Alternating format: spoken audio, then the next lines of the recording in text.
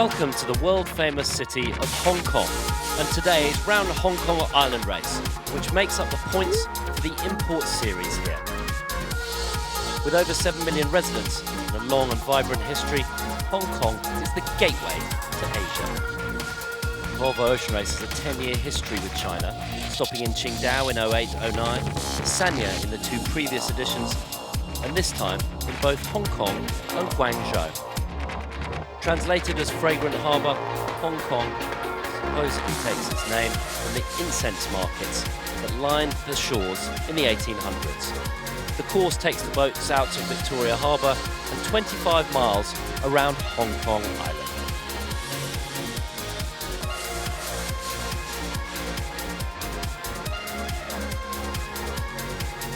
Let's take a look at the highlights from the import race series in the first 3 stopovers so far.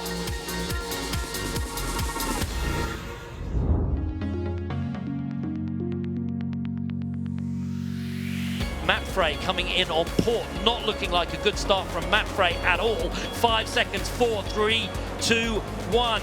Vestas 11th hour racing, what a super start from them. The boat that has got the breeze is certainly Mapfre. Is this a bad start for them, or actually is this going quite nicely? A couple of boat lengths from the line. Pablo Arate helming the boat beautifully as they push the bow down, and there they go, take the win. The winner of the Mapfre Import Race is Sung Hoon Kai Scallywag looked great on start, 2 boats on board. Turpentine on plastic and Axo Nobel both having to avoid. Here we go, 3, 2, 1, and that is the gun. Start looks all clear. Wow, how close is this? Amazing racing. Brunel continue to lead around the bottom mark, under pressure though from the Spanish team Mapfre. Look at the puff and breeze here. Look at the speed of Mapfre. Maybe they're going to get around them. Rob Greenhouse looking very closely. Look at that, just easing a little bit of main sheet out. Oh, power on. Can they get to them? Brunel now have the puff as well. Brunel, win. Amazing. Mapfre in second. Dongfeng race team in third.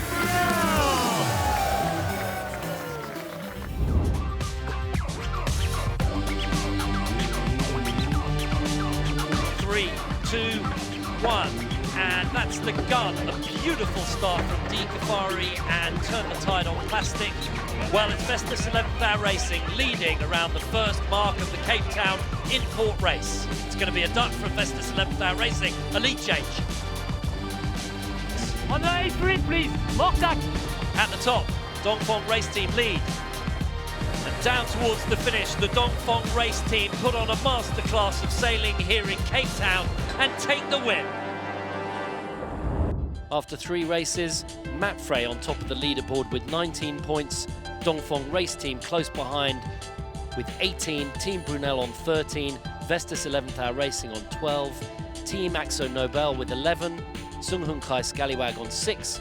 And Turn the Tide on plastic with 5 points.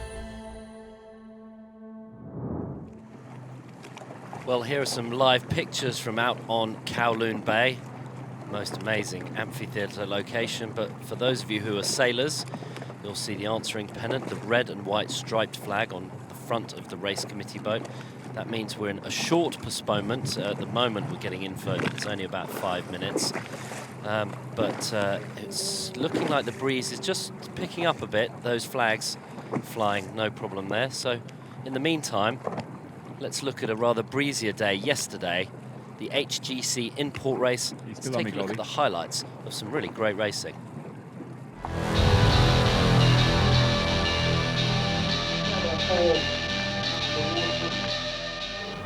Gun and a super start from Scallywag and Dongfeng race team and Team Brunel. The HGC Hong Kong import race is gun.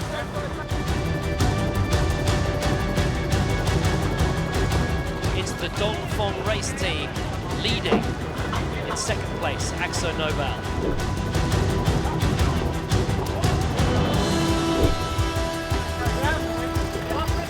Oh, Axo Nobel are going to want to cross, but it's going to be a tight one at the top mark at the halfway stage of the HGC Hong Kong import race.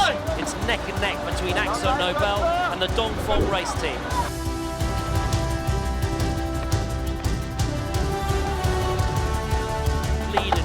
sailing.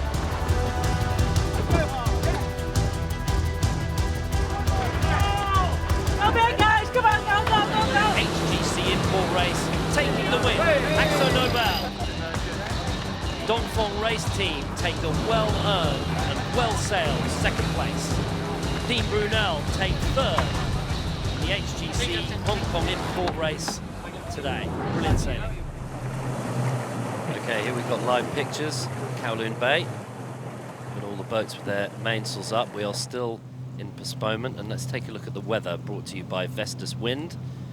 It's cloudy, overcast, 4 to 6 knots, and Bill O'Hara desperately trying to get the best of the breeze here. Not the easiest location, that's why yesterday we had such good racing, because we had pretty solid breeze, despite it being a little shifty and puffy. And let's take a look at the race course. That is Hong Kong Island to the right-hand side. And you've got Kowloon just to the top, and then on the left-hand side, that's the Kai Tak Old Airport. Right in front of there is where we start. We go around the island in between Beaufort Island and Cape d'Aguilera, and then around Green Island right at the top, and then through Hong Kong to the finish. We've got Annie Lush here, who is our wonderful expert commentator. She did a great job yesterday. Thanks for being here. Annie is a sailor with Team Brunel, previously with SCA, a 3-time match racing world champion. And well, the accolades go on. But anyway, here you are, Annie. Nice to have you here. What are your thoughts? Well, you can see all the boats with their masthead zeros up now. They're all furled, and that's our most light wind sail, so it looks like they're all ready for a pretty light race. But you know, that can make it tactical and tricky, so I think it's going to be interesting. Lots of opportunities in this race. Well, I've got to say that my luck of commentating on these Volvo Ocean races from the start of this edition has been pretty good. We've had great breeze and fantastic conditions in every single one, both the imports and the leg departures. So I guess at some point my luck was going to run out, and it is a little soft here for sure. This is your boat, Annie. Talk to us about some of those folks on board. Yeah, this is Team Brunel. So you can see Pete Burling at the back there, quite experienced helmsman, but this is actually the first weekend that he's driving our boat import. The plan was always to get him driving import. Obviously he's done a lot of miles and tight course racing, but he really needed the experience of manoeuvring the 65. And then we've got... Just before that, you said, for those who aren't familiar with Pete Burling, he's got quite the sailing CV already at his young age. Yes, well, a winner of the America's Cup. He's won a gold medal and a silver medal at the Olympics. And I believe if he can win this Volvo Ocean race, he'll be the first person to ever have achieved that, especially at this age. Right, that is something known as the Triple Crown in sailing. If you can win a gold medal, the America's Cup and the Volvo Ocean race, the Triple Crown. And the only other person who's come close in the past is John Kostecki, and he won a gold at the Olympics. He won with Ilbrook in the Volvo Ocean race, and he won a silver medal at the Olympics, the America's Cup, and he won with Ilbrook in the Volvo Ocean race. But he doesn't quite get it because he got the silver medal. So Pete Burling has the opportunity to do it, but also on board this boat here, Matt Frey, there's someone else who's challenging for it, right? Yeah, there is. There's a big competition here, and Blair Tuke, who was Pete Burling's crew in the 49er at the Olympics and also with him in the America's Cup, is on board Matt Frey. So he has the same opportunity. And he'd probably argue that he has a little step up as well, because he always finishes, he crosses the line just a little ahead of his helmsman Pete Burling. So the banter goes on and on. Anyway, let's go down on the water and hear the latest from Nick Bice. Yeah, unfortunately we've seen a bit of breeze come in now in the last 10 minutes, just a light 5 or 6 knots from the northwest. So I think Bill O'Hara's about to set these guys and girls off on this beautiful day for what's going to be a very tricky and hard race for everyone involved. And that northwesterly breeze direction, that's really what they were hoping for, right? That's is that gradient, or is that a sea breeze thermal or something? Yeah, that was definitely what was forecast. We haven't seen what was forecast to the strength of what they wanted, but this is giving us a bit of hope that they're going to have a good race around the island. It will definitely be tricky though once they get to the south end of the island though, with the breeze coming over Hong Kong Island. So keep an eye out, and that's where some big wins and some big losses are going to be made. And Nick, expecting an upwind start, are you? No, they'll be heading in a southerly direction, so they'll be heading out with the breeze and also having a little bit of tidal assistance as well, the way that the tide is running. So we'll expect, given it's actually not much breeze, they'll get out of here reasonably quickly. Okay, very good, thank you. And we'll be going down to Nick Bice whenever we can to get the insight from on the water. It's wonderful to have such an expert. There we go, flags are up, 3 minutes and 35 seconds to go to the start. Annie, difficult, sort of non-traditional start. Just to update you, the points situation. We had the HGC import race yesterday, and then today we've got the Hong Kong Round the Island race. And the combination of those two results go towards the score for the Hong Kong import race series, which we've seen, which at the moment Matt Frey are leading. Dongfeng race team second, with Team Brunel in third. We'll bring you the results in more detail a little later. So that's how the results cumulative of yesterday and today. And it's sort of not very traditional to have a downwind start. I guess the America's Cup have done a bit of it, but not very traditional in the Volvo Ocean race. Annie, what are the sort of challenges that you have to look out for on board? Well, because it's a downwind start, you want to have the big sail. You can see it on map 3 there, the Master Zero. You want that deployed, and you want to be going fast across the line. But as you're going down, when you're not that manoeuvrable, and there's also quite a narrow gap here that they've got to get out of. So depending on the wind direction, if they need to jibe at all, they've got to factor that in. So there might be a bit of zigzagging to get out to keep the speed. So it's quite a small space and a few boats with a bit of manoeuvring. And there's a sort of interesting rules thing where when you're going downwind, the boats all to windward all have to keep clear of the boat to leeward, but the boat to leeward gets the bad air, so it's a real balance, right? Exactly, yeah, you're right, Andy. So the boats that are in the most advantageous spot are going to have to keep clear of other boats. But really, I think today, with it being so light, if you end up being underneath everyone, you're going to get so much bad air from their sails that you're going to really park up and not be able to move. So the most important thing is going to be staying clean and making sure you have some clear wind. Okay, on board Matt Frey right now. Let's listen in, see if we can hear some of those tactics being talked about. Pablo Arate, helming. Tight situation here. Brunel coming up towards Matt Frey, and as we were just talking about, Matt Frey, a windward boat, have to keep clear. Time. Time. There we go. That's great on board. Rob Greenhouse talking tactics. Matt Frey having to avoid, turn the tide on plastic.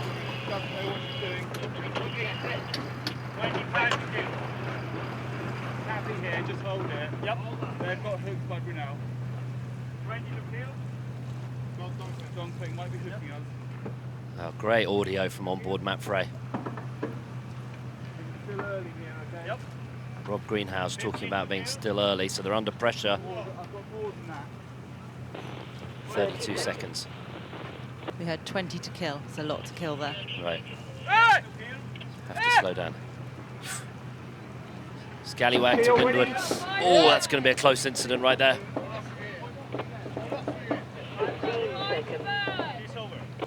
Scallywag's going to be over the line. That's Xavi Fernandez talking about that.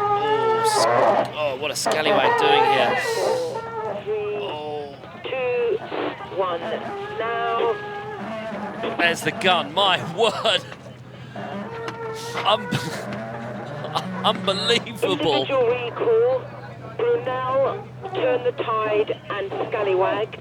I repeat, individual recall, Brunel, Turn the Tide and Scallywag. Okay, 3 boats over. Turn the Tide on plastic, Brunel and Scallywag all over the line at the bottom. And we've talked before about how you've got to be going as fast as you can at the gun, but you can't be over the line. And to do so, you have to go around. And let's watch these boats as they come back round. Brunel the first to come back, but Scallywag got themselves in a right pickle there. And let's just go down on the water quickly and get the latest there. Give us a summary of that start. Very exciting. We were listening in. Nick Bice. Yeah, extremely exciting start, given there's not much wind, but you could call that probably from about 30 seconds out, seeing who was going to be early. And Brunel did the right thing there. They got back straight away, and they'll be back in the hunt here. But we can see both Matt Frey, Dong Fong and Axel Nobel just ghosting out of here quite nicely, probably doing 6 or 7 knots now. Well, Sun Hun Kai Scallywag had the best start yesterday. They absolutely nailed it. They hit the line going at full speed right on the gun, but today they were looking a little bit more like a demolition derby, certainly trying to squeeze themselves in between all the boats. It looked pretty ugly there. Okay, what is Annemieke Best doing there right on the bottom of the boom there, Annie? There's so little wind that the battens in the sail, which are big sort of stiff pieces that slot into the sail to help it hold its shape, they basically get stuck on the wrong side, and so you need to try and flick them to get them the other way. And if you can't do it from down there, you've got to send someone up the mast and they've got to kick them. So hopefully Annemieke can get it. And some good experience there, showing his experience. Peter Burling knew straight away that they were over, and it was a pretty smooth turn, right? Yeah, it's very tricky in this condition. As Nick said, you know from actually nearly a minute out that you're early, and there isn't really any way to actually stop, because when you're going so slowly, it's hard to accelerate, but it's also hard to slow down because you have very little flow over anything. So they knew they were over and they went straight back. You could hear on board Scallywag the navigator Libby calling, 5 to burn, which means we've got 5 seconds that we need to get rid of here, but there was nowhere to go. Yeah, and Matt Frey did a great job of being quite quick early on, and they managed to slow down. They weren't over the line, and they've got a good spot at the front of the fleet here. Matt Frey, Axo Nobel, and Dong Fong race team. Well, we've got our friend Tiger Mock. He is up in the helicopter, and we're going to go to him and see if he's got some insight. Tiger, can you hear us? How's the view? Yeah, totally. Hi, Andy. How are you? Great. I mean, it was like, as you said, a demolition derby. I think the Scallywag boys must be into the horse racing on Wednesday night last week. Yeah, it's pretty with the mix up with local. Yeah, there was Axel Nobel is doing pretty well at the right and start, a very conservative approach, and got off the line pretty well. And this is not a usual wind direction. We go westerly in the harbour. I mean, this morning we're looking at the weather forecast from the weather station. It's still like northerly, and now it's totally from the west. So the way, we've done a lot of racing in this harbour before, and from our experience like this, on the westerly it will be a bend around the corners, according to follow the harbours going down.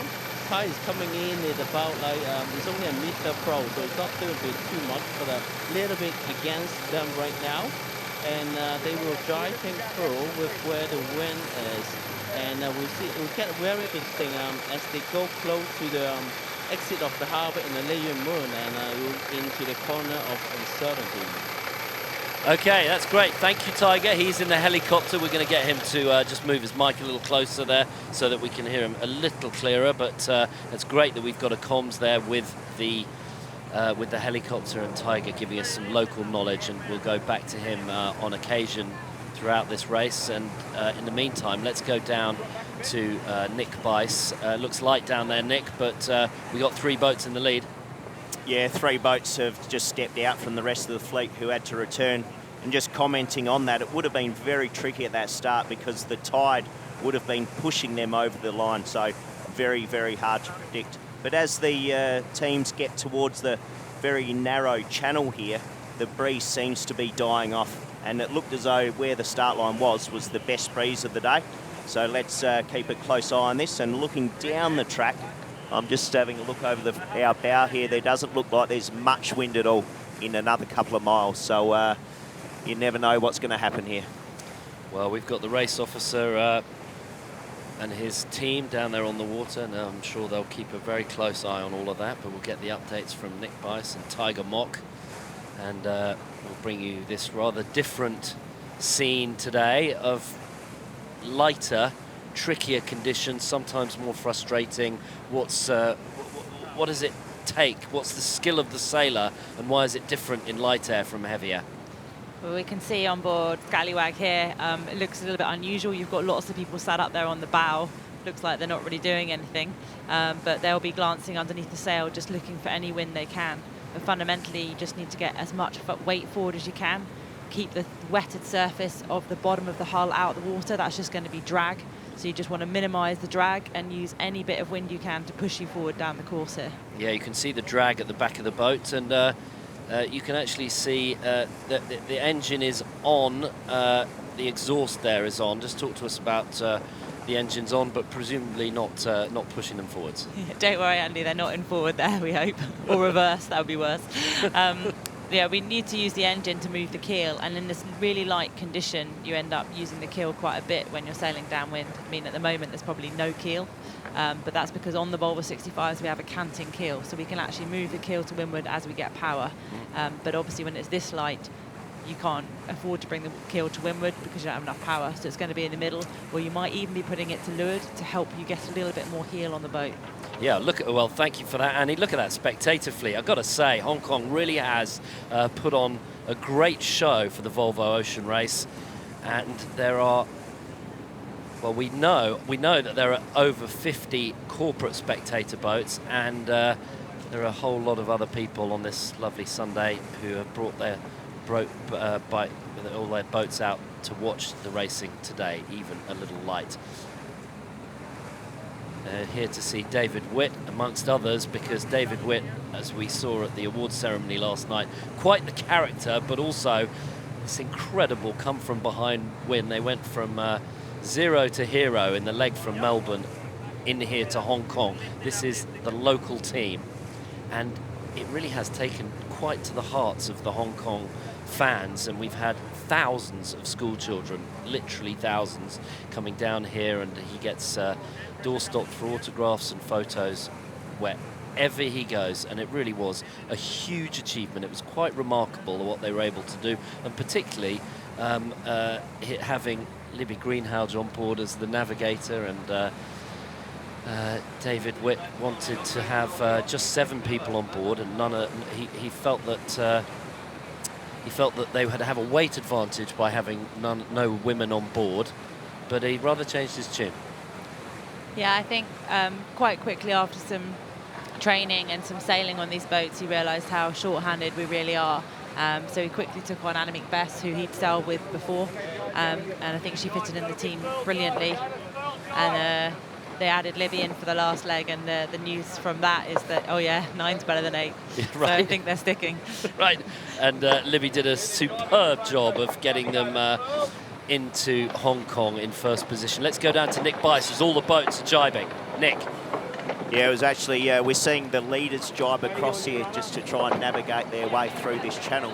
But what is interesting is Brunel jibed very early, and they're heading to the shore, to the eastern shore, to see what they can pick up along the shoreline. Maybe a bit of extra breeze to come back at the leading pack. Yeah, and it's the narrowest point here in the departure from Victoria Harbour. So Brunel are just squeezing through the spectator fleet, and everyone looking extremely well behaved on the spectator fleet, all slowing down to allow the boats to wiggle their way through this very narrow position. And it looks like Brunel doing all right there. Here they go for their jibe. They can't go any further, otherwise they'll hit the bricks. There's Pete Burling on the left-hand side. Carl Langford, who he was racing against in the America's Cup. Carl Langford with Oracle Team USA, and Peter Burling winning with Emirates Team New Zealand. Here they go now on starboard, still behind the first 3, but they're looking for something to get them back into this, but looks like the breeze has shut down right where they are. Matt Frey leading on the left-hand side. Dongfeng Race Team just behind them. Axo Nobel to windward of them. Turn the Tide on Plastic. Sung Hoon Kai, Scallywag, and Brunel. All sorts of things are in play here. The current, the wind, the wake of some of the boats, the spectator fleet. all adds to the colourful mix of how you got to try and win a race, right? Yeah, I mean, it looks like, you know, they're not really doing much, and it's really, and it is, they are moving very slowly, but actually it can be as intense, if not more intense, in sailing like this than it is when you're sailing in 25 knots. There's so much, as you said, to look around for, and even the manoeuvres, it's actually very hard to make the manoeuvres smooth and keep the speed. You still got to do a lot of grinding. The grinding never stops. Okay, well, let's see if we can go to the helicopter and get an update from Tiger Mock. Tiger, what do you see out there? Well, it's very puffy and patchy down in the harbour right now. I thought I talked to Peter Berling on Friday night to be careful of that corner on the left side of the harbour, and now they're kind of a little bit slow in there. But hopefully they can catch up some more pressure really quickly and zoom on, get back to the leader. And as we were just positioning at the exit of the harbour, and I was just looking out on the exit, it's like a minefield out there, because the wind is really patchy outside, and I think it's all about like staying the pressure to see what they got, and but be careful not to get too close to the wall on the either side. It's going to be some light wind holes in there. Okay, great. Thank you very much, Tiger. Great to hear the helicopter in the background, and thanks for just getting your mic a little closer. Speak up anytime when you're in the helicopter. We've got quite a lot of background noise there. And here we go. See Hong Kong Island on the left-hand side, Kowloon on the right-hand side, Kowloon City, and the old airport right in the middle there. And you can see actually way up top left-hand side, that's the new airport, and that's on Lama Island. And just at the bottom, they've got to go between. What are the island there? It's Beaufort Island they're going to be going between. Yeah, and Cap de la Guerre. Lots of spectators, and this race really has taken Hong Kong to its heart. We had the CE, Mrs. Lam. She's the boss of Hong Kong, basically, and she was at the awards ceremony last night, just showing how important this race is to Hong Kong. And she was saying they very much want it back. And she's pioneering, ensuring that the harbour stays as it is, not too much land reclamation, so that people can enjoy the waterfront and the long and storied history of Hong Kong harbour. Plenty of activity all around, and it's great to see so many boats come out and watch this racing, light as it is. But I guess it means that they all get a good eyeful of all the teams as they eke their way out. Just talk to us a little bit about the difference in trim here. Matt Frey seemed to be a little lighter on trim on their Code Zero. Yeah, it's very tricky in these conditions to work out the trim. Normally with a sail, you just sort of ease it until you start to see it flap a bit and then pull it back on. Essentially, that's how you know how much trim you have. But obviously in these very light conditions, the cloth is pretty heavy. It's designed for sailing around the world, not so much for sailing these import races. So it's quite hard to read anything from the sail. So there'll be a bit of guesswork going on here. You try easing a little bit, see how you go. Maybe try and ease a bit more and just see how far you can get the sail away from the boat while still going fast. But yeah, very hard to see in this light condition. Yeah, and we'll go down to Nick Bice. Nick, you've managed the sail program exclusively with North Sails. Just talk to us a bit about the sails and your relationship with North. I mean, within the boatyard, we have fantastic relationships with all our suppliers, one of which being North Sails. And as Annie alluded to, it's very tricky to try and design a sail that has to go the whole way around the world, 45,000 miles, and have it perform in less than 3 or 4 knots of breeze. So it's going to be a bit of a hard day here for all the teams and how they actually trim those sails. But Matt Frey are doing the best job at the moment, just ghosting along quite nicely. We've got the other boats that in really no wind, essentially, and just getting some tidal assistance through this very narrow gap. But Matt Frey definitely looked the goods here, and they're doing the best at trimming their sails, and I think they're going to step out a little bit further from the rest of the fleet as well. Yeah, Nick, while you're here, what options do they have for moving the rig forwards and backwards? Is that something that they can adjust to try and help the slot and the shape of the sails? No, especially with the masthead zero, they can do that. But generally, there's not much movement in the rig, and you basically counteract what the forestay is doing by tightening the runners.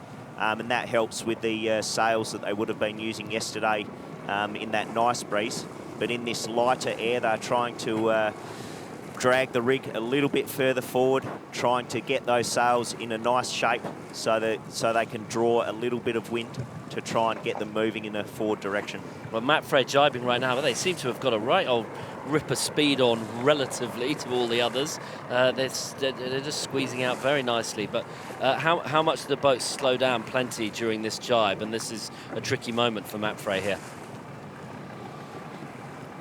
Yeah, it's going to be tricky for any of these teams doing any sort of manoeuvre in these conditions. Not only are the sails built to go 45,000 miles around the world, but the boats also. So it's a lot different conditions to what these boats have essentially been built for. Okay, and while we're talking about some of those suppliers, we'll come back to you and you can talk about some of the others. And we've got lots of people watching on Facebook, and you can ask questions and tell us where you're watching from for this Hong Kong round the island race here on a lovely Sunday in Hong Kong. We've got pictures of Brunel coming towards Sun Hun Kai Scallywag. Look at the mainsail on Sun Hun Kai Scallywag. Looks like they haven't got those battens flicked through, Annie. Yeah, you're right, Andy, they haven't, and it's actually can be a tricky decision because it's a lot of disturbance to try and flick them the right way, and sometimes if you've just jibed, it's better just to be patient, lead them the wrong way around, even though the shape isn't as good, get moving and then try and flick them, otherwise you just stop the boat completely. Okay, well, for those of you who didn't join us yesterday for the broadcast, we wanted to give you an update. Vestas 11th hour racing not on the water today for the Hong Kong round the island race or for yesterday's HGC import race, as the team continues repairs to their boat following a tragic collision with a non-racing vessel last week near the end of leg 4. Following the collision, search and rescue operation by the team eventually concluded, with the team recovering one casualty from the water, who was then airlifted to the hospital but unfortunately didn't survive. And from the entire Volvo Ocean Race family, as well as the team, our hearts go out to everyone involved in this tragic incident.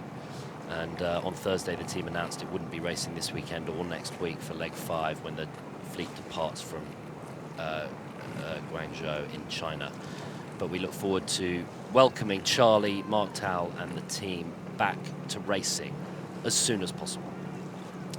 Okay, we've got questions on the Volvo Ocean Race Facebook page, and we're live on Twitter, so okay.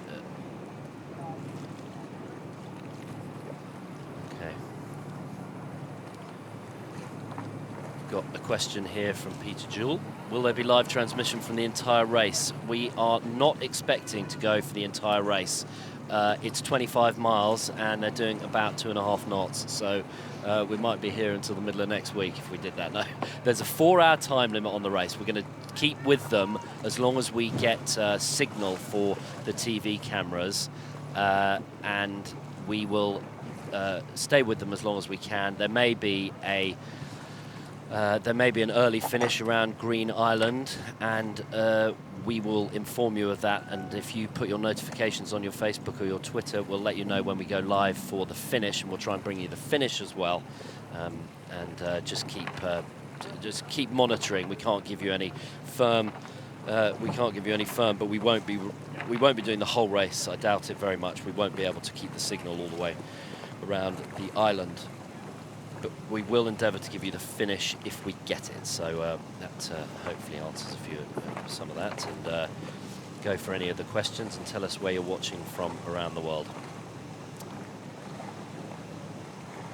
On board with Mapfre. Listen in, see what they've got to say for themselves.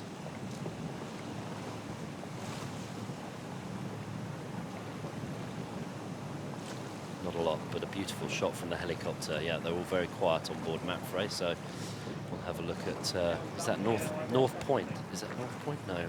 Well, we'll go to Tiger Mock. Tiger, tell us where you are, what you're looking at. You're the local man. Hey, Andy.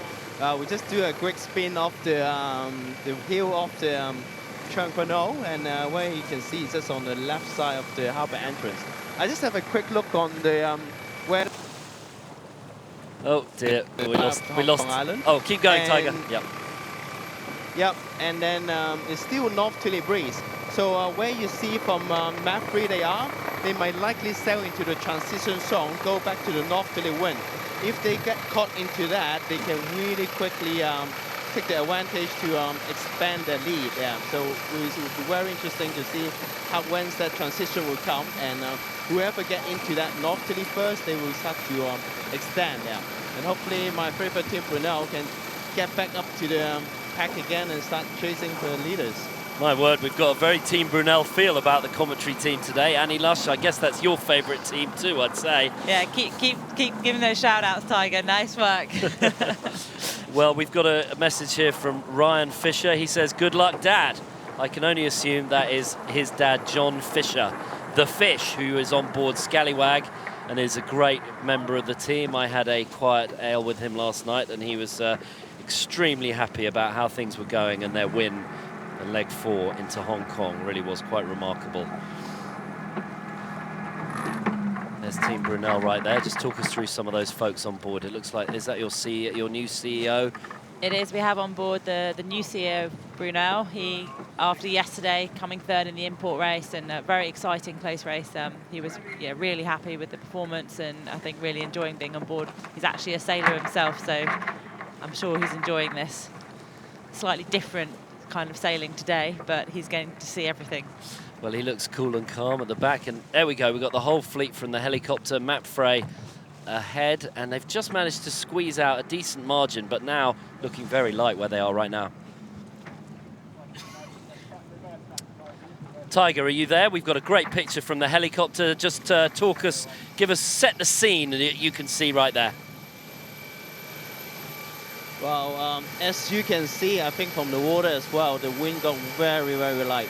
Mapfre just drive back right now, and from where I can see, they might got a little bit of a puff from the north, and as soon as they can get into that puff, I think they can start going off as well. And from at the back, at the where Scallywag is, they're still onto the westerly wind, and but it's just not coming through in the harbour entrance. So I think right now it's very difficult for them. And hopefully Dongfeng, my friend on horizon Dongfeng, they can get the gas down and start to chase down on Mapfre as well. At the moment, like, the wind is just a little bit all over the place, so hopefully they will get more pressure very shortly. And just, Tiger, give us, if you can speak up, but just give us a quick summary of Horace and how important he is to the boat, the team, and sailing in China and Hong Kong. Well, he is one of the hardest working guys I see from sailors from growing up from mainland China. And I met him since 7 years ago on Team Jellic, owned by Frank Pong. He's one of the very supportive boat owner and team yachtists from Hong Kong. And Horace been growing up very hard, worked very hard on many different boats. And I'm really glad to see him taking a really, really key role of sailing on Dongfeng today. And I think the boys, like Charlie and other boys on the boat, have a very high regards to him. So hopefully when Volvo is finished, I can get him on board to sailing on my boat in Hong Kong as well. And he also he's doing a really good motivation for young Chinese sailors coming up. So he is the new icon for the Chinese sailors to look up to, as well as he's actually our permanent residency in Hong Kong. So he is right now the only Hong Kong sailor sailing on the water on the Volvo Ocean Race right now. So we are, as a Hong Kongers, we're all very proud of him being here racing for Dongfeng Racing. Okay, thanks very much, Tiger. Great to see that. You can see Dongfeng race team just behind Mapfre there, and that looks like Jack Boutel up the rig, having a look for the breeze. And here, Mapfre, it looks like a bit of a mothers' meeting on the bow. They're getting the cards out yet, playing a little bit of rummy.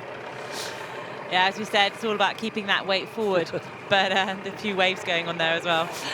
But, you know, interesting, Dongfeng have chosen to put someone up the rig, and that means that they can look for the breeze, but it also means that he can kick those main battens when they jibe and get them across. And we just saw a Mapfre, Sophie Cizik, trying to flick the main battens, but meant she was shaking it for a long time, which gives quite a lot of disturbance. So this might be a better technique here. Yeah. There we go, there's Jack right there. That's a beautiful picture from the helicopter. This is his second Volvo Ocean Race, having been with Dongfeng race team in the 14-15 edition. And he just got engaged yesterday, so congratulations to Jack. Well done. And it was his birthday the day before, so he's had a busy few days here in Hong Kong, and plenty of celebration, I'm sure, to come after they finish racing and they get a little break. Okay, there's a lot of love for Vestas 11th Hour Racing on Facebook. Thank you very much for all your support. We got some questions coming in. And Bush Ricardo, hello from Mexico. He's a fan of Mapfre. Good on you. Charles Caudrelier now, helmsman and skipper on Dongfeng, the Chinese team. Oh, it's light. Super light right now. Let's go down to Nick Bice, and he can tell us really how light it is. Yeah, it's definitely very light, but we're starting to get a little easterly breeze fill in from Junk Bay. Liz Wardley up the mast, sorry Nick. Liz Wardley just up, we got a great picture of Liz Wardley up the top of the rig on Turn the Tide on Plastic. Carry on, Nick. Yeah, Mapfre have just snuck into a nice little easterly breeze, which has just filtered out through Junk Bay here. And I think we're going to see them extend their lead quite well in the coming minutes. Oh, look at that. Yeah, we're on the tracker right now, and Mapfre have absolutely torn it out. Those little circles on the back of the tracker, I think that's a ping every 6 seconds, I think, on the back of the tracker. We'll get the best from the tech man, from our tracking people at Virtual Eye, and they'll give us an answer to that question. Maybe I should write it on the Facebook comments, and one of them will answer it. Pablo Arati there driving, talking to Rob Greenhalgh. Well, I mean, Mapfre going 8.5 knots here now, and the others are still stuck going 1.5 knots, so they're just going to be extending very quickly. Yeah, look at that. There's Mapfre right there. We'll see that mother's meeting on the bow start to move back a bit now, Andy. Okay. There's Xavi Fernandez, Rob Greenhalgh, Pablo Arati, Blair Tuke. The communication loop between them, how does that work? Yeah, I think you can see on board there, I think Blair's been looking around for the breeze, so calling kind of the long-term strategy. Rob's feeding in sort of the tactics, and then obviously got Pablo driving. Xavi will be keeping an eye on everything. So a team that have worked together for a long time. Most of them did the last race together as well, so a very well-oiled team. Very good.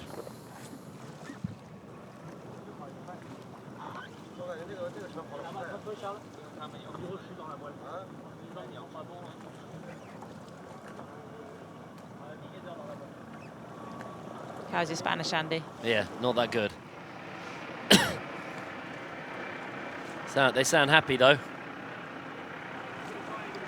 They're still just gaining here every second. Now they're going 9 knots. The others still stuck going 1 or 2 knots. And they're might be making an insurmountable lead here soon. Yeah, this is amazing, right?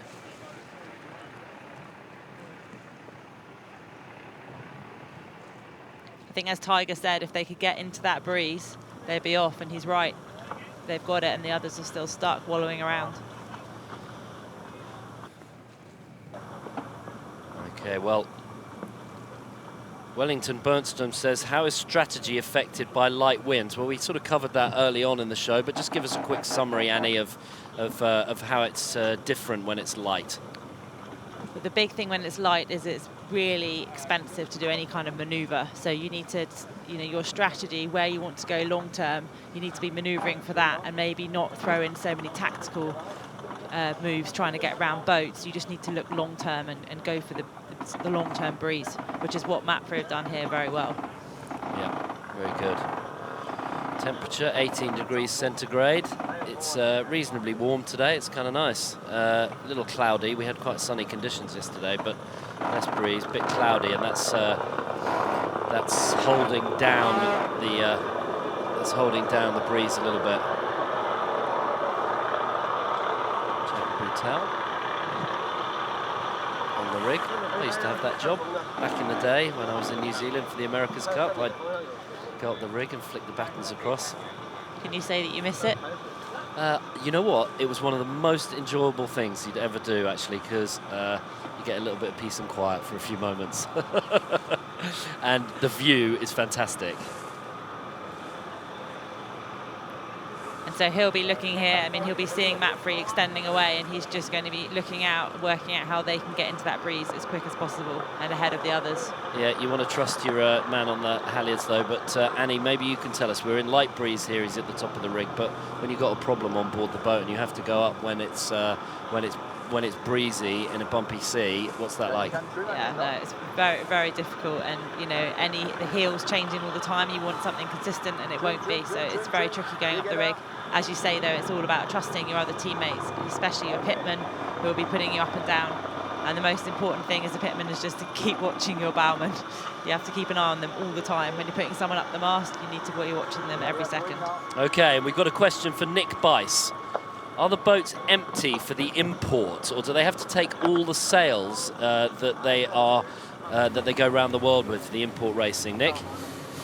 Yeah, so all the boats will have at least one full set of sails on board, but they wouldn't be carrying the amount of spares or food that they actually take on each leg, which can be up to, all the sails combined can weigh up to about 650 kilograms, and then all the food and spares combined can weigh up to 350, 400 kilograms. So when the boat's off on a round the world leg, they're quite loaded, but today not as loaded. Okay, there you go. Well, that's the answer to your question. Forgot who asked. Oh, Erwin Bermans. There you go. That answers your question from Nick Bice, the man that knows. But boy, if you just saw that shot a moment ago, Matt Frey are off like a robber's dog. They have left the butchers and they are gone with the sausage in their mouth. That is amazing. Look at that. They're away doing 10 knots. Everyone else at max speed of 2.4. Well done them, and that is a real, well, that's one of the things about strategy in the light airs. If you're just a little bit ahead and you get that puff of breeze, you can extend enormously. Must be so frustrating for the others here now. They're all probably looking around thinking, where's that bit of wind for us? You know, Matt Free got it. We've got to be getting to it soon.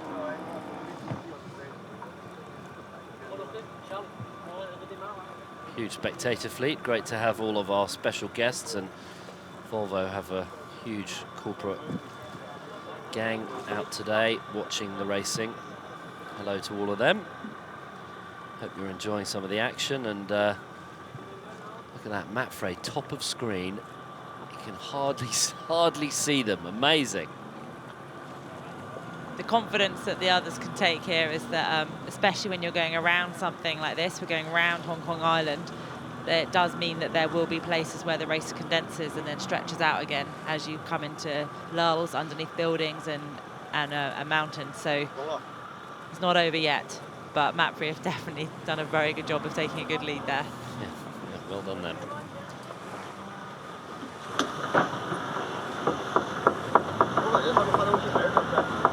Or Dongfeng, let's listen in.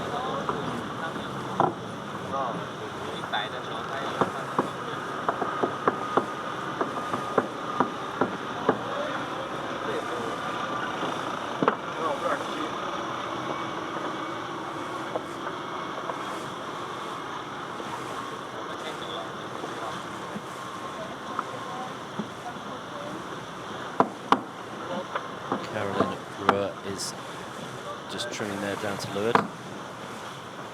Okay, we are in the helicopter. It seems an appropriate moment to talk to our friend Tiger Mock. Tiger, what do you see up there? Oh, I mean, earlier I was so worried about the curse from the commentator. As soon as you say something, the wind's coming from the left, and then it will happen on the right. But very luckily, this time I was right about Matt Free. So they really took off and get the gas on the paddle again, and hopefully they can keep the momentum and extend. And for the back of the in the middle bit of the fleet, I'm having a moment of waving to my mom from my house. I just flew by my house apparently. And in the middle, you got the turn the Thai boys. I think they're just about getting to the pressure. Okay, great from Tiger. Well, he got the most important part in. He got a wave to his mum, who's in one of those apartment blocks right there. Good man. Okay, Matt Frey, we got great pictures of them right now. A lead of over a mile. I think when we were on board with Dongfeng just now, we started to see them winding the sails on, suggesting that they were getting the pressure, and we can see on the tracker now that Dongfeng have got into that breeze as well. They're now going 10 knots, closing in on Mapfre. Okay, we got a question from Gian Prazoka, and she says, how is it determined if the race will be shortened? Well, in any sailing race, there's a race committee and a principal race officer, and he will decide when the race has become, when they've done enough of the race, and they won't want it to go on any more than the time limit of 4 hours, otherwise the race won't count. So they'll probably shorten the race at some point after an hour or two at most. But it's determined by the race. That's not a very good answer, is it? It's determined by the race officer. Let's listen to Mapfre.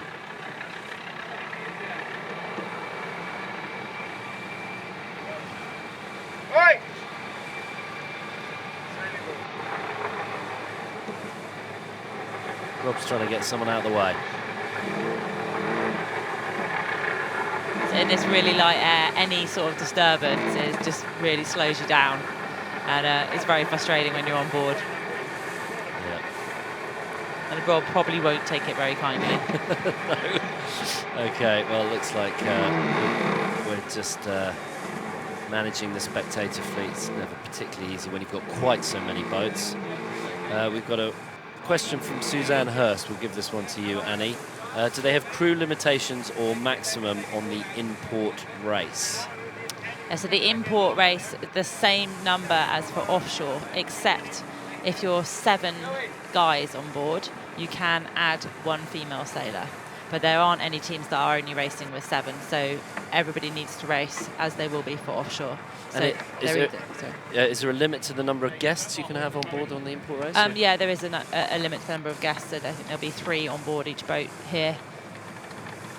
And the guests are allowed to move as far forward as the shroud, I believe, but that's it. Okay. And they can also steer at the end of the race. Oh, very nice. We have had Torben Grell as a guest on before, and funny enough, we let him steer at the end of the race. Oh, very good. Yeah, well, Torben Grell, the father of Martine Grell and a legend in the Olympics, having won more medals than I've had hot dinners. Amazing. Brazilian national hero. There we go. In front of Mapfre, we've got the whole crew. What's that? I think they're looking a little bit nervous on Mapfre now because Dongfeng have actually picked up the breeze that they had and they're closing in on them a little bit. I mean, still a great lead, but a lot to happen here still. Well, we saw some of the guests there on Mapfre: David Torrente, Ignacio Rodriguez and Hugo Buckmaster. The eclectic group of guests on board Mapfre, and they were all, well, one of them was at the front, forward of the shrouds. Oh dear. Going to be an inquiry. I'm just hoping that Mapfre are supplying them with as good a picnic as the people on the spectator boats. Might be a long race. Yeah. So Dongfeng in 2nd, Turn the Tide on Plastic in 3rd, Axo Nobel in 4th, Sung Hun Kai Scallywag in 5th, and in 6th. It's your team, Annie, of Team Brunel. Didn't quite get out of that light spot as well as the other teams. No, definitely in a getting richer situation at the moment. I'm just hoping for the opposite soon, where it all condenses again in some sort of big light spot. Okay, Annie, James Ryan has got a question from his daughter, Annabelle Ryan. James Ryan, that sounds like James Ryan, who I used to sail against in West Mersey. Good man. Annabelle Ryan says, how many girls are on board the boats today? So I believe there are 2 girls on board each of the boats that are sailing with 7 and 2. There'll be 5 on Turning the Tide, and actually on Brunel there is only 1 girl on board today. We're sailing with 8 because I'm here with Andy with my foot unfortunately in a cast after breaking myself on leg 3. Well, give us a little update on that, Annie. How is it? What are the doctors telling you, and when are we likely to see you back on board? Well, obviously my opinion is always slightly different to the doctor, but no, I've had a lot of help from a number of physios in our team, Ricardo and also Paul Wilson in New Zealand, and they've been brilliant at helping me get back into shape. But I think we'll make a decision on whether I'll be starting this leg or not in the next few days. But at the moment, I've been advised not to race these imports, to give the bones as long as possible to glue back together. Okay, well, best of luck with that. We wish you a speedy recovery.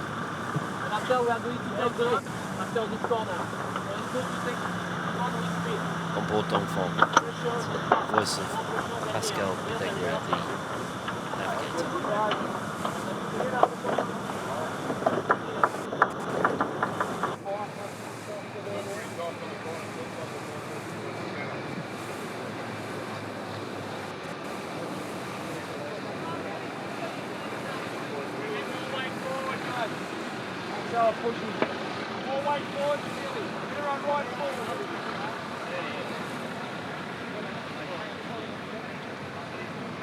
I'm being told one pilot guest is allowed anywhere on board and the 3 guests must remain behind the wheel. So I think they got it right. They're okay. In the clear on Matt Frey. Our conspiracy isn't working.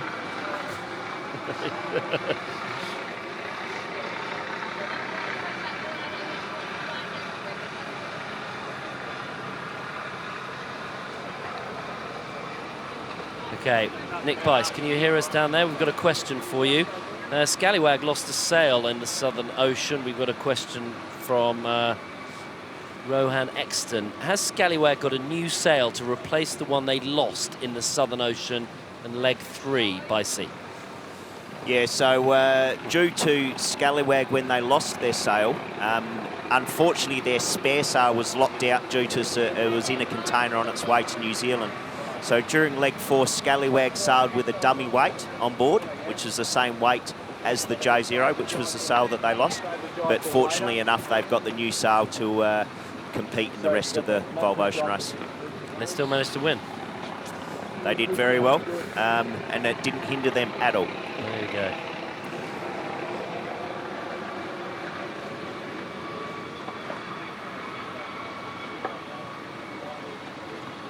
Okay, here come the boats. This is numbers 2 to 6, because Matt Frey nicely in the lead right now.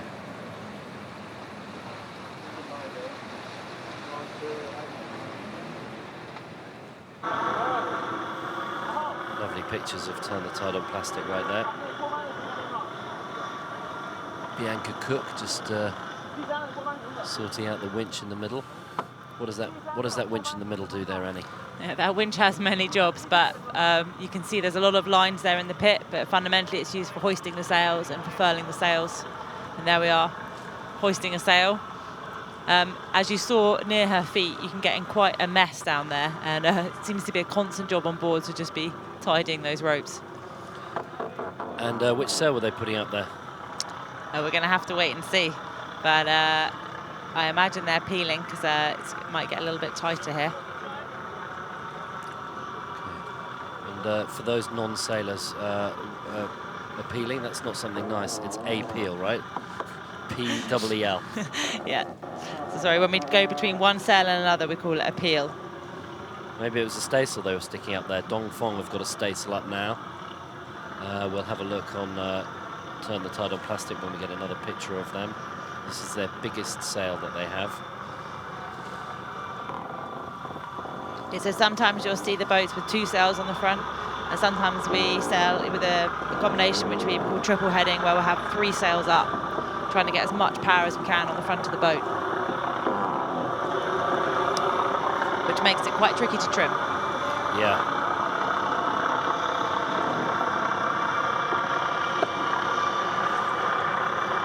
So 305 square meters for the masthead 0. That's what's up right now. And they got this, well, when I say the staysail, I probably mean the J. You could have the J2 or the J3 up in here, but probably the J3 at the moment with it being so light. Okay, 44.5 square meters. Joan Vila there, the navigator. Checking his iPad. Legend navigator, this guy. He's won the race before. Down track is going to get better anyway. Let's shall we going around this up, right? Yeah, second round, turn right.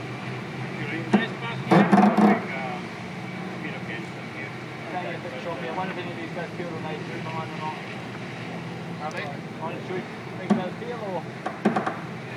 He won the race in 2001 Louis, with just set up Ilbrook. the A3, mate.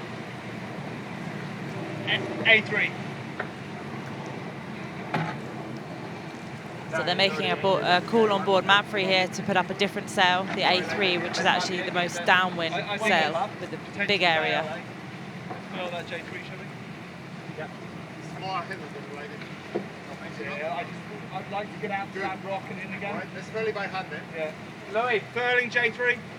Pretty much clearing the TS head on board anyway. So they need to furl the staysail here so they can do any sort of manoeuvres. Rob was also talking about it getting a little bit wavy, and it's quite tricky for them now because usually we trim these big sails onto something called outriggers, which are basically poles that stick out the side of the boat, and they help project the sail, but they also help it be a bit more stable. We're not allowed to use them at the moment in this import racing, only when we go offshore. So they're having to work out how to sail the boat without those. It's like Rob's taken quite a prominent role on board, sort of tactics and sail calls and that sort of thing, and seems to be working. I think you and I both know Rob, Andy. So. But also bear in mind that the camera is close to where he stood, and there will actually be other conversations going on behind. Very good. Well, diplomatically put. Well, he's doing a great job. So he's very experienced in many boats, but also in the Volvo Ocean Race now. Yeah.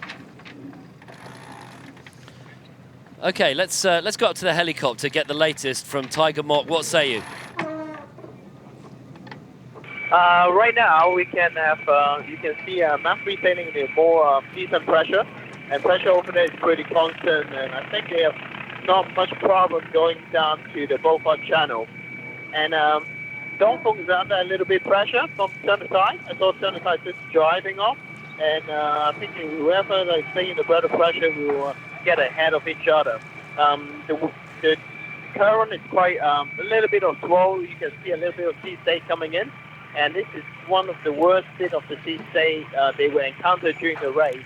Probably a little bit harder on the port drive than on the starboard. They will be against those wave sections. Yeah. Okay, and Tiger, tell us about the forest around you and the hills that that are just underneath you. This is one of the hiking hotspot in Hong Kong Island. As we just passed to the top, they got like, I don't know, like hundreds of people up there waving at us. And yeah, and on the weekend, they were like all over the place. And you know how tight Hong Kong is, see how compact it is. And all of us try to get out to the countryside, do a bit of hiking over the weekend. And in the Hong Kong Island itself, we've got a lot of hiking paths that is really convenient for the citizens to go to. And I saw a bunch of the sailors on after the week that they were arrival, they were took up to Lion Rock Hills and a few other Hong Kong mountains to enjoy the scenery. Yeah. So I encourage Andy and rest of our friends in working the Volvo and visiting, just walk up to the south when you can to enjoy the wheel a little bit. And speaking of the back to the racing a little bit, and you can see the Bruno is catching up quite a bit, eh? And hopefully they can get back to the group and we join to the race. Meanwhile, Mapfre is sailing near to the Beaufort Island, and it will be slightly more pressure there on the left, there where they're sailing into. Okay, great. Thanks very much for that update, Tiger. Wonderful to get your insight into all the local sights and sounds, and we've got. Well, there you go. There's the picture that Tiger can see from the helicopter down towards Mapfre and just past Beaufort Island. There are a few bit of wave action out there. On board Mapfre, Blair Tuke, front and centre.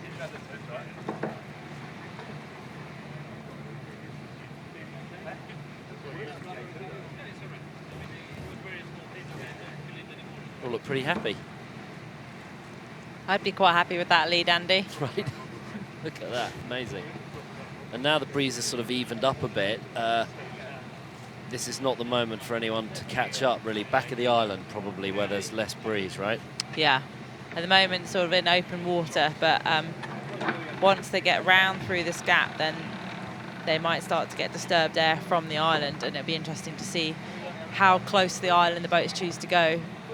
Get worried about the wind shadow from the island versus going offshore.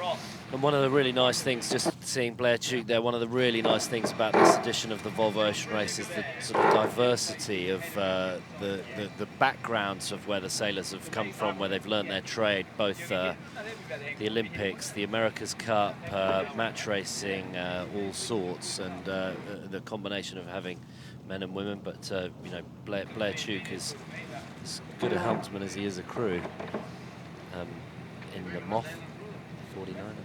Yeah, I mean, in many dinghies, and I think it's great to see the Volvo Ocean Race attracting all these different kinds of sailors. I mean, it is one of the great races out there. That's why I came to it from the Olympics, and especially now with the one design and the way that the racing has been. I mean, we're racing like this the whole way around the world. People are finishing within minutes of each other after 6,000 miles, so that's going to appeal to any kind of racer. You know, it's not about separating off by yourself for days and days. You're racing as if you're inshore, but just for 20 days on end. Yeah, and that is amazing that that happens. And just tell us what it's like to sort of have a close cross between you and another boat when you can't see land and you've been offshore for days. Yeah, I mean, it's madness that you could be having to duck someone in the middle of the Southern Ocean on a jibe, which I think happened between two of the boats on this last leg. But it's happening a lot. I remember in the last edition going into a lot of fog and suddenly nearly having a port starboard with Brunel after 3 days. So yeah, we see each other all the time out there, and well, for me, that's the best. It's the best kind of racing there is. It's just, you know, it's the same way as you'd race any of your boats inshore. We're racing like that offshore for days and days on end. I mean, it must be pretty draining. It's like the world's longest tuning run. You know, I mean, I thought for all the Olympics we did a lot of testing, and we call them tuning runs when we go out and we go alongside another boat and we speed test. But we end up doing the longest speed test I think there's ever been around the world.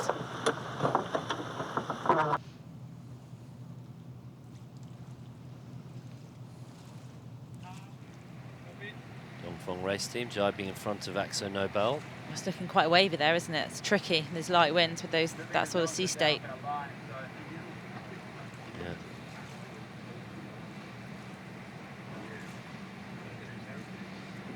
Great, let's go down on the water. Nick Bice, can you hear us? Give us an update, mate. No? He's having his lunch. Yeah, he's having his lunch. Don't disturb Nick Bice when he's having his lunch. Australian, you end up in big trouble.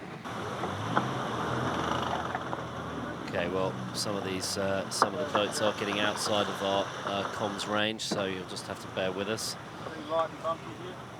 Light and bumpy. Not a great combination.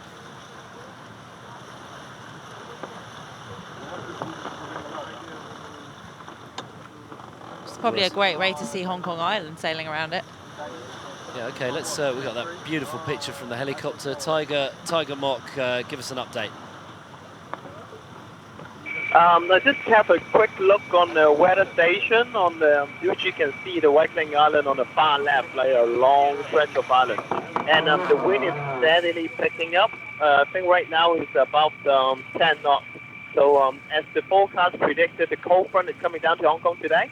And but they say like sometime in the afternoon. But I really hope this pressure will come down earlier, so we can give all of us a better show of the wind and for the boats that they're going. And for those that are new to Hong Kong, this is not a typical day. Okay, so for the last 2 months we've been having like 15 to 30 knots of wind. We just had a 29er Worlds back in between the Christmas and the New Year's Eve.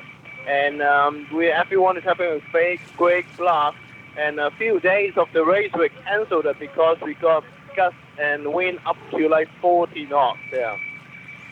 Well, thanks very much, Tiger. Good to get the updates from him. And we've got a question for Annie. I think it's a good one. Why don't any of the sailors wear gloves? Yeah, that is a good question. And actually, some of the America's Cup sailors, when they first came on, asked me that as well, because yeah, their hands were getting torn up. But the ropes on these boats are actually quite thick, so unlike sailing in a dinghy or a smaller boat, you don't really need the gloves. And actually you do want to build up some sort of skin on your hands for then going offshore, because when it's really hot in those legs, you can't be wearing gloves all the time. So if you can handle going no gloves, it's better. Great, good answer. There you go. That's a question from Robin Hulley.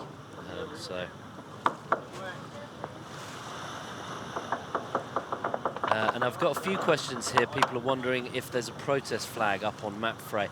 And I'm going to answer this one. I believe that that is a Chinese courtesy flag flying from the shroud and not a protest flag. The protest flag's on the end of a little stick.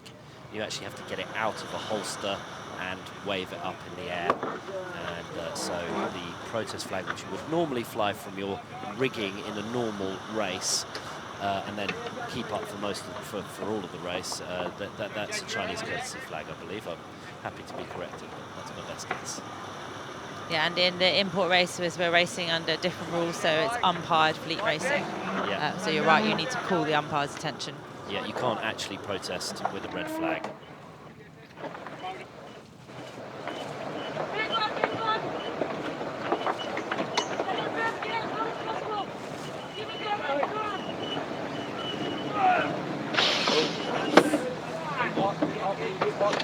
I'm not trying to play the south, we worry. Down here, Al. Coming now, coming. Coming, it's clear now, clear now. Big ease, Gully.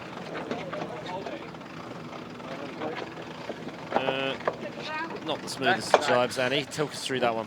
Well, I mean, they've made it look hard, but it is hard. As we were saying, these sails are designed for sailing around the world for 40,000+ miles, and they're heavy. And trying to jibe the code zero in light winds, it is tricky. It's very easy for that heavy clue to get stuck on everything, including the forestay on the way around. So Scallywag just got it stuck a little bit there.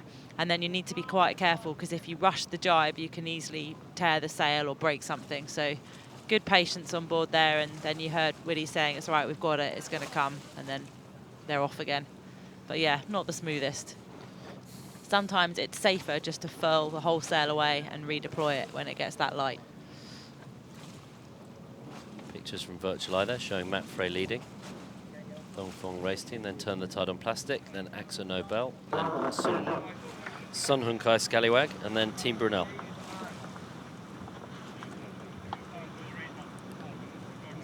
How does that leave us for the combination scores of this?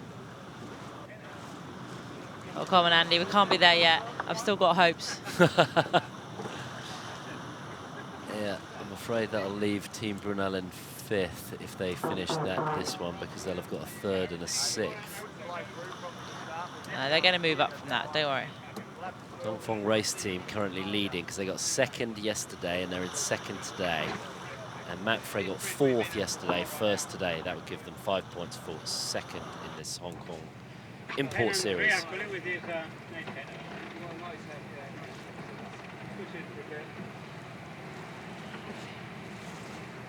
Can you recap the course and conditions? I just tuned in. Well, where have you been? Missed all the fun. There was an amazing start. We'll get some replays of that that you can follow on Facebook or Twitter after the race. But conditions are light, 5 to 8 knots of breeze, and the course is round Hong Kong Island, 25 miles. We're going to keep with the boats as long as we can. It's a little overcast.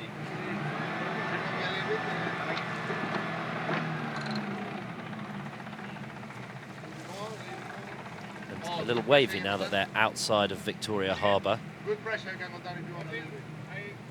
If you can. That's Xavi Fernandez saying good pressure on board Mapfre.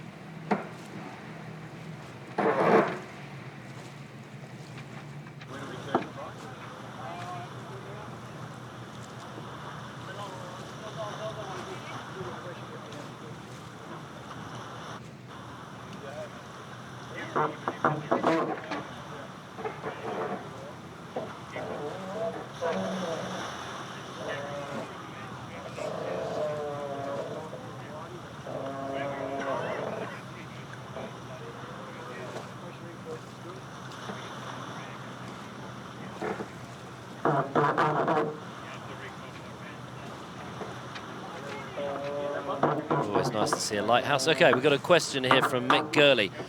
What is the weight of the sail material? Annie Lush, come on then. Give us a... depends which sail, I suppose.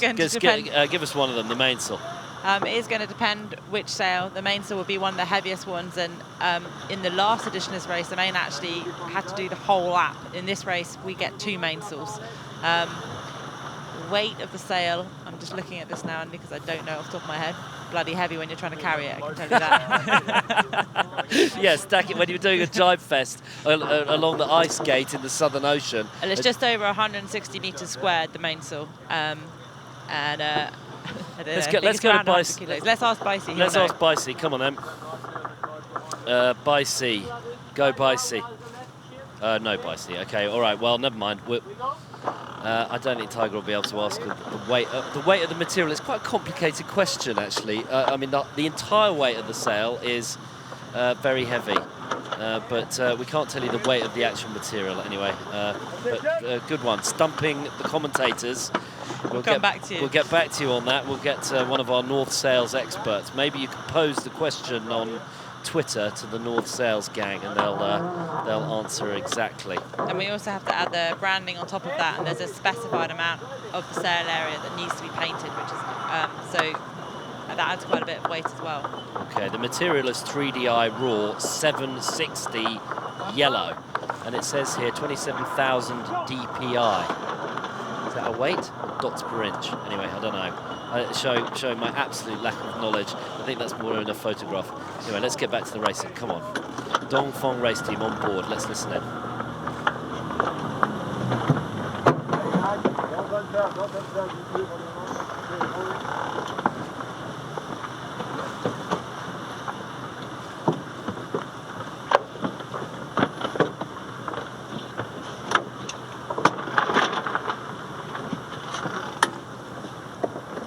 Wislang on the main sheet.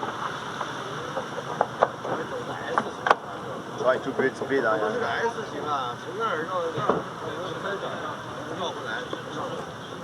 Daryl Wislang won the last edition of the race on Abu Dhabi Ocean Racing.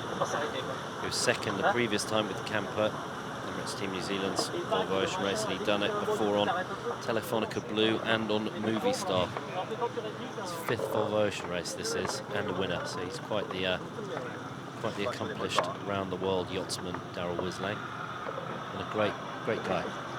Yeah, he must have started very young because he looks only about 30. Yeah, no, very well-known Volvo Ocean racer, and yeah, really nice guy. From the helicopter there, Akzo Nobel. They won yesterday's import race.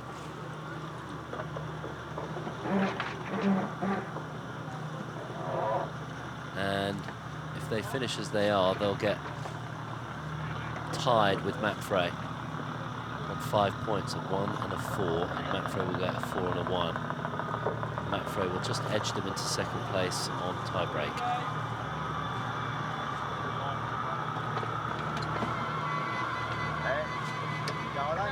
But Akzo Nobel looked like they're trying to roll over to make the title. Let's listen.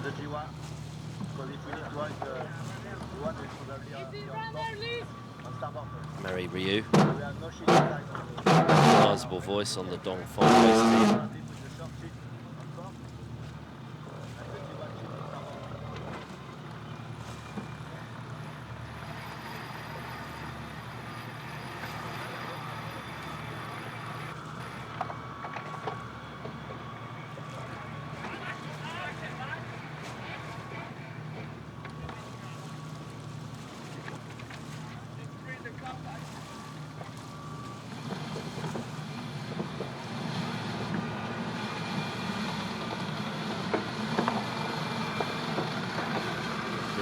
Coming down, Bianca Cook on that 6.7, you want the J3? Leave it? Right. Center-handed winch. So that's Bianca just asking there. She's saying 6.7 knots, so do they want to have a staysail or not? Do they think they've got enough wind? What's the crossover when you want to staysail up or not? Yeah, about 7 knots. There you go. She's right. 6.7, right on the money.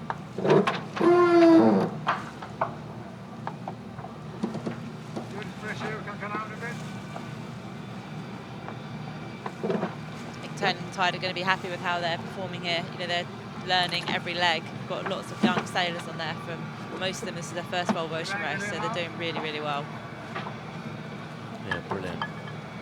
And Elisa Murphy there on the bow. Talk to us about how she's been to the Olympics and in the laser for Ireland. Yeah, Annalise Murphy, a very accomplished Olympic sailor, and fantastic to see her win a silver medal in the last Olympics.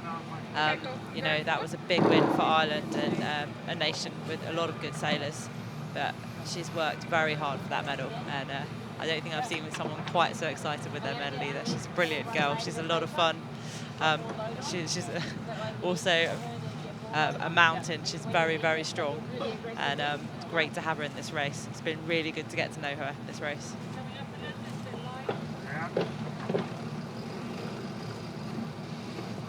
And maybe the only sailing Olympic medal.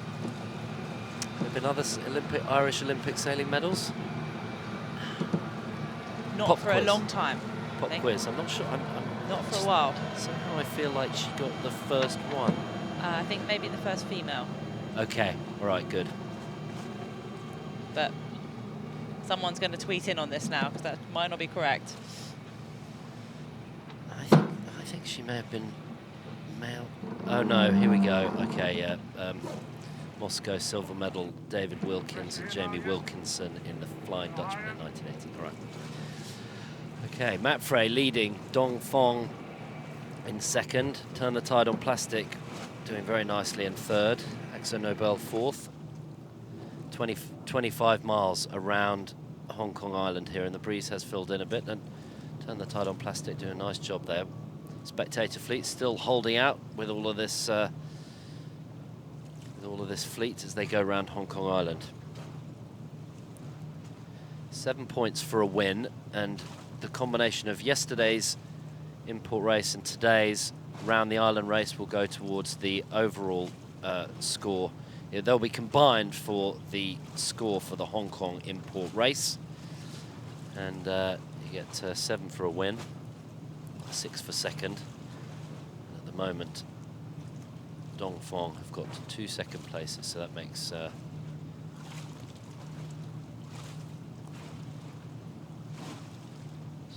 6 points each, halved. 6 points. So.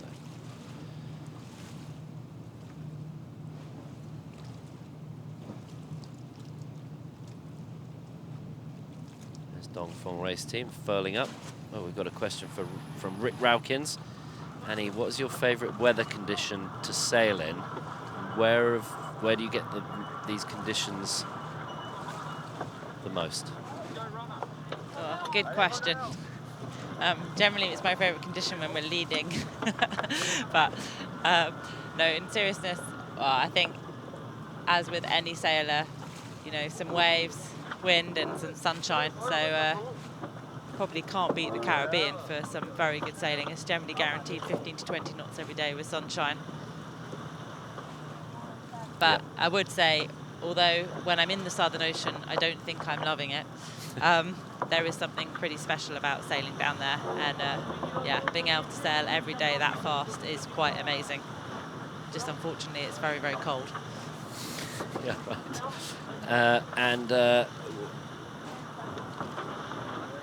Okay, here we are. Pictures from the helicopter. We're just starting to lose signal from all of our coverage here, so you'll have to excuse us. We never planned to cover the entire around the island race here. So we are going to go off air in a few moments, in a few minutes, and we'll be able to still follow, get updates on social media, Volvo Ocean Race. Is that Francesca right there? Yeah, that's Francesca Clappish from Italy. She's a 49er sailor, but she's really taken to this race. Do you see her lift that up? Do you see her get that winch handle out of the pocket? That was amazing. Look at that, that's fast hands right there.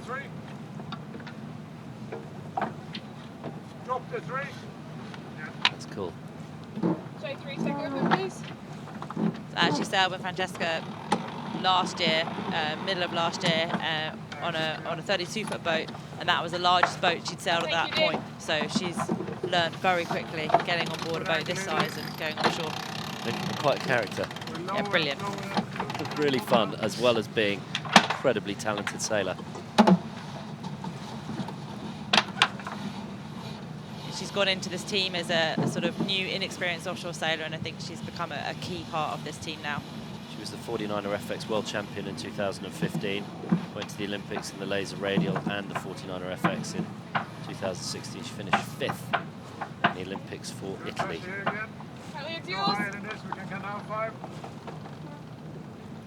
Well, let's see if we've still got Tiger Mock up in the helicopter. Tiger, give us an update from where you are. Yeah, we just been to seeing the edge of the corner when they turn around and they still going forward. It's good to see Dongfeng keeping their lead, overturn the tide pretty well.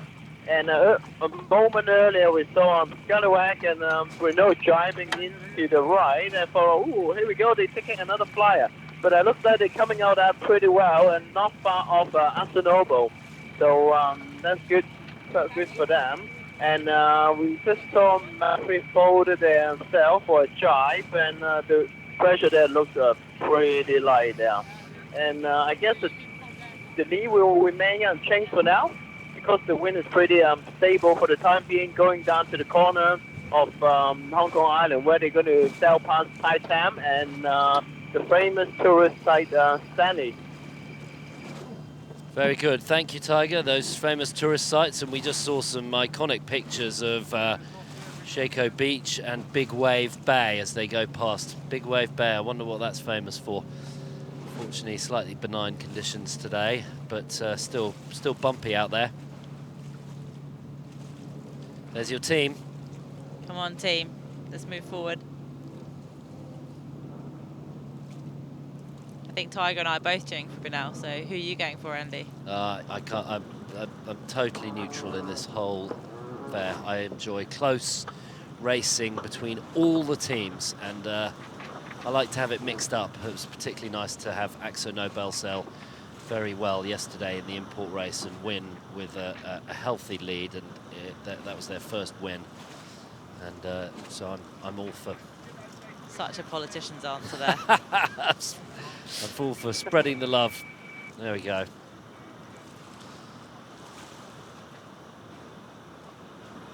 And we just saw, we got a question from Dave Greenberg. Dee Kafara, you sailed with her on SCA. Just talk to us a bit about Dee.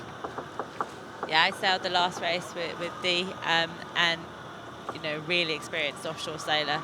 This is less of her forte, I'd say, being sort of inshore. You know, the further you get offshore, the more experience Dee has. I believe this is her 6th lap of the planet. I hope I've got that right. I don't think there's many women who can claim that. And, you know, she's really used to working in teams as well, although some of those were solo. She's a real sort of team player and a character to work with. So I think it's brilliant that she's got a, you know, 50-50 mixed team here. She's got a lot of very young sailors and very inexperienced sailors, but doing a great job with them, and I think they're just learning every leg. You can see that, and yeah, I can't wait to see them get a podium finish. I'm sure they will. Yeah, good for them. Well, there are 3 guests on board. There's a pilot that on each of the boats as well, and the pilot is helping each of the teams safely navigate some of the trickier areas, and the pilot is in communication with authorities to ensure all goes around the island. No problem. We got some beautiful pictures of this iconic setting here in Hong Kong. Look at that. Fantastic. Matt Connor in the helicopter. Okay, we're starting to lose signal now, and we encourage you to go onto volvooceanrace.com and download the app. Follow online. There'll be tons of stuff on social media, and we're on Twitter, Instagram, all that stuff. So that is the latest scoreboard right there at the bottom. Map Frey over Dongfeng race team. Turn the Tide on Plastic in 3rd. Akzo Nobel in 4th. Sun Hunkai Scallywag in 5th. And Team Brunel in 6th. As we can see, Map Frey, the leader, just coming towards us there. We will endeavour to be back for the finish. And if you add notifications, if you click the notification button on your Facebook or your Twitter, it will tell you exactly, it will come up as a notification and will tell you when we come back live for the finish, and we'll update you on the points and the overall scores for the import race. Been, despite being light, it's been fascinating and really wonderful, Annie, to have you here and giving us the insight into all sorts of stories, both from the Southern Ocean and what it's like to sail in such light-aired conditions. Christopher, the pilot on the bow of Macfray. There's yellow gaiter there. Okay, folks, well, thank you very much for joining us here on VolvoOceanRace.com. It's great to have you all, and it's great to have all of your questions, your likes, and telling us where you're from. Macfray leading, and we'll leave you with Macfray leading in this second Volvo Ocean Race. And a good cheers. We'll see you. Bye-bye, and we'll catch up with you later, hopefully, for the finish.